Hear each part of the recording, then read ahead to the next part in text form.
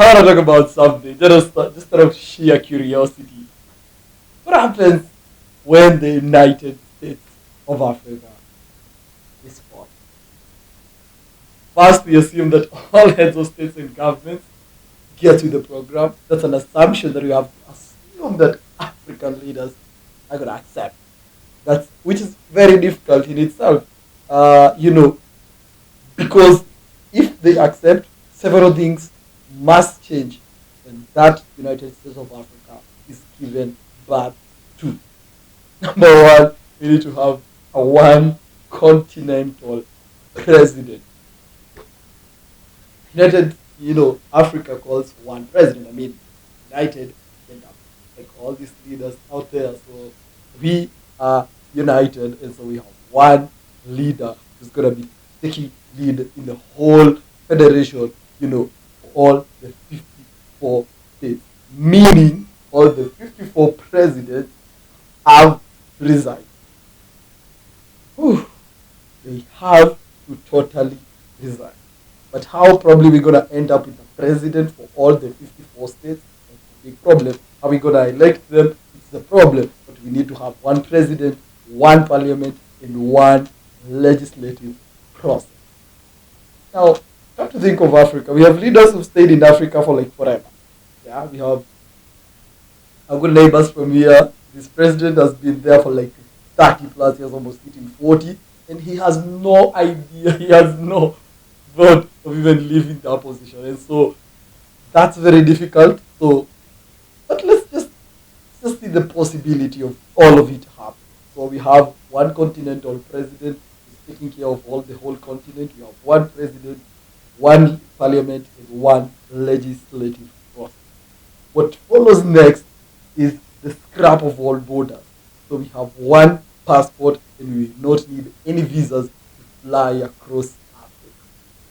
You understand? That will be very, very easy because we will first replace all our nationally issued passport, and that relaxes all the travel restrictions that are there currently in Africa. And we are all restricted and in our own continent with ourselves, and we will be able to travel anywhere without the need of any visa.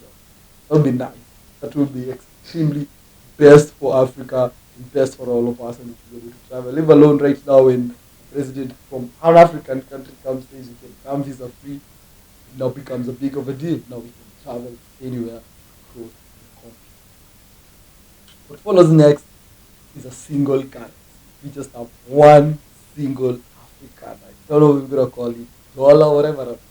What do we call it in African, whatever? Because we can use the Swahili word because of maintaining the language, not using dollars. So we have the single currency.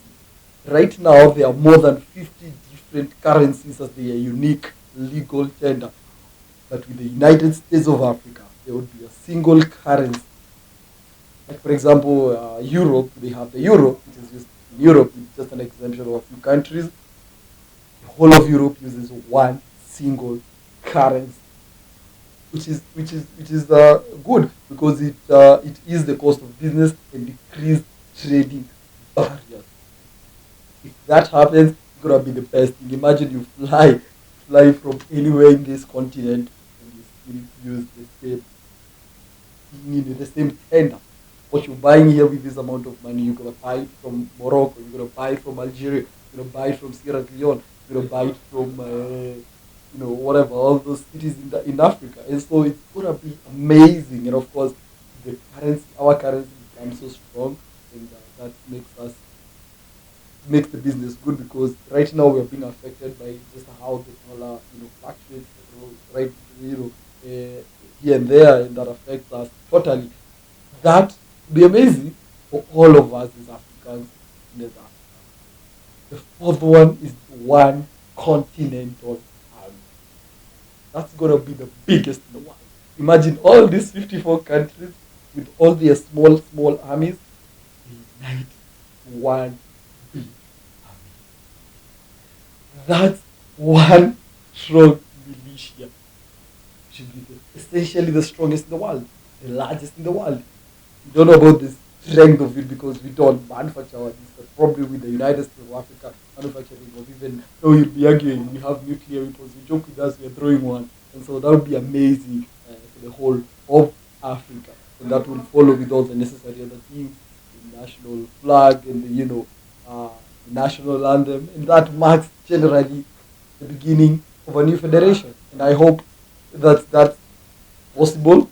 And I don't know if it's possible. Maybe 100 years from now, people will watch this video and say that we have now a United States of Africa, because sure, it's not happening anytime soon. Because there are such countries like Ghana and Senegal which still has the dream of this, amalgamation.